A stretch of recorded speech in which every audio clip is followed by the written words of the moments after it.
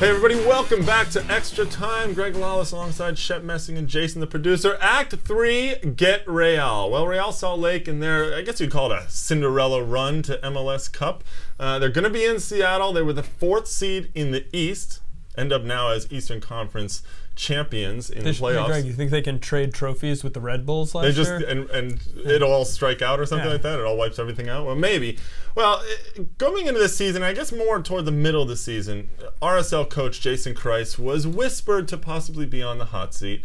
You know, they did well last year, but then they didn't seem to improve this year, and it wasn't going well. They snuck into the playoffs. I think Shep now firmly off of that hot seat, and this is his position. Yeah, and I would almost make the argument that you could expect a slide a little bit. They are a team that really should have gone to MLS Cup last year. They outplayed Red Bulls. The game went against them. So they had a run of bad play. This is a very good team. So it's a Cinderella run. They're a very good team, and they played well when it counts. Well, Jason, what have you seen from a coaching standpoint in him, out of Jason in this playoffs? Well, I'll tell you what he's done. This team has been very inconsistent all year. So he's taken a group that could play really well. Some games they don't come out and didn't play well. He's got them all playing at the top of their game consistently, and you've seen that over the last few weeks. Well, let's ask the man himself. We're actually now joined by RSL head coach Jason Kreis. He's going to help us break down what the club needs to do heading into MLS Cup final. Jason, welcome to the show. Thanks for joining us. And the first question is, what does this mean to the Real Salt Lake franchise? It means a tremendous amount, Greg. As everybody knows, we've had our share of struggles here over the first 4 years of the club and have really struggled to try to gain and garner some respect and try to gain and garner some level of competitiveness within our club and within the league. So we feel very good about this. We feel like we've worked very hard for it, and it's an exciting time to be part of Real Salt Lake. Jason, it seems you've tried a lot of different things with your group of forwards, a talented group at that. How do you decide who the two are going to be, and who's going to come off the bench going into a big game like this? Well, I think first and foremost it's on form. It's who we think is playing effectively, who's played very well in the past match or 2 matches, and who looks good in the training sessions. I really think of the 3 forwards that we've used over the last 3 or 4 games, all of them are fantastic strikers. All of them have similar attributes in that they all have fantastic speed and can combine well and can break players down on the dribble. And so for me, it's just mostly just a question of who I think is on and who is going to be the most effective in that game. Jason, given the way the league is structured, everybody knows that it really matters how you're playing as the playoffs started. I thought in the Columbus game, in Columbus, down 2 goals, that was a turning point for you. Your thoughts? There's no doubt about it, Shep, no doubt about it. But I would actually go a little bit further and tell you that I think the goal we scored at home at the end of the game was hugely, hugely important for us, and I think it got really kind of undervalued. I think a lot of people looked at that and said, well, it's only 1 goal and Columbus is going to go home and it's going to be an easy situation. But what it did, it put some pressure on Columbus to really attack, and because of that, you know, it didn't allow them to kind of feel comfortable when they got the first goal. They kept going for the second goal, and I don't think they ever applied the brakes, so to speak, and because of that, and also due to our mentality in the game of trying to attack right from the beginning, it allowed us some opportunities, and we took advantage of them early in the first half. It also seems like the back line has been gelling really well toward the end of the season and into the playoffs. Yeah, I think there's no doubt about it. We feel like we have a fantastic defense. We feel like we have a fantastic goalkeeper. But I think it's our defending is not only about our back four and our goalkeeper.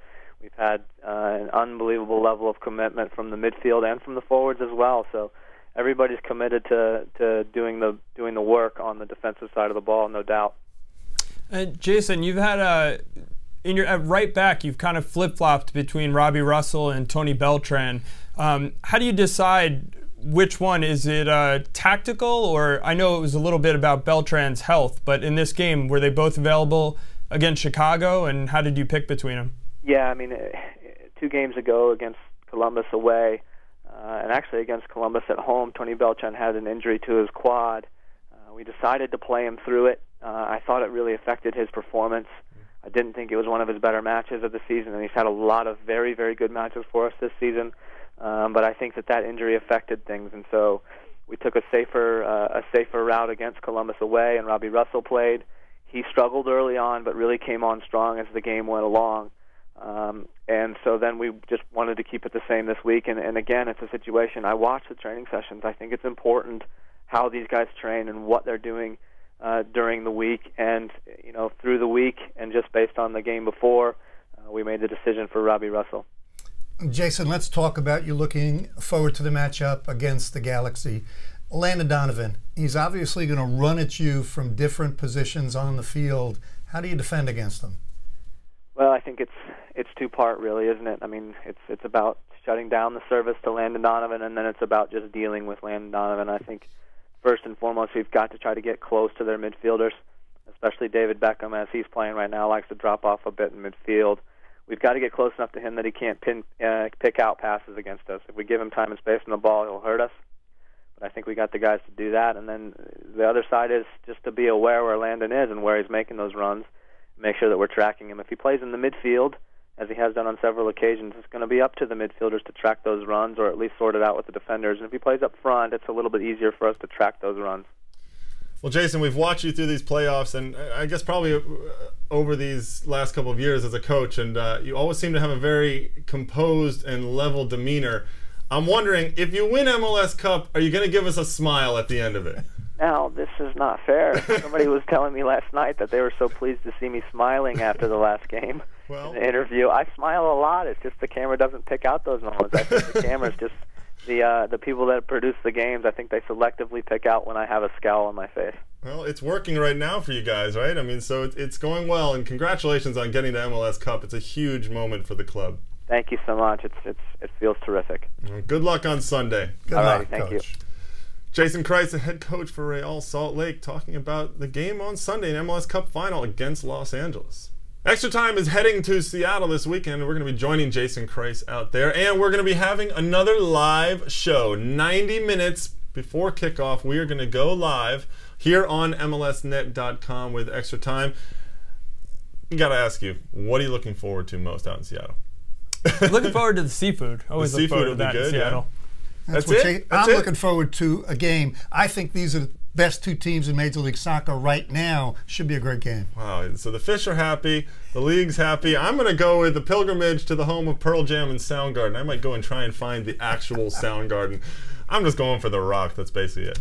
Make sure you join us for the live Extra Time. We're going to have a lot of interviews with people. We're going to be talking to a bunch of journalists, have a round table. Alexi Lalas will be doing his sitter. We'll also have the guest reporter on this live one. And most importantly, the ET Cup predictions for the final. Right now, the standings are as such. Shep is in the lead, pulling away a little bit. Jason, I think you can catch him. I could. You could catch him with a big, you got to come up big in the final. And I am out of the running. I'm the New York Red Bulls of the ET Cup right now. So make sure you join us on Sunday from Seattle, live, Extra Time here on MLS Net, and we'll kick it around.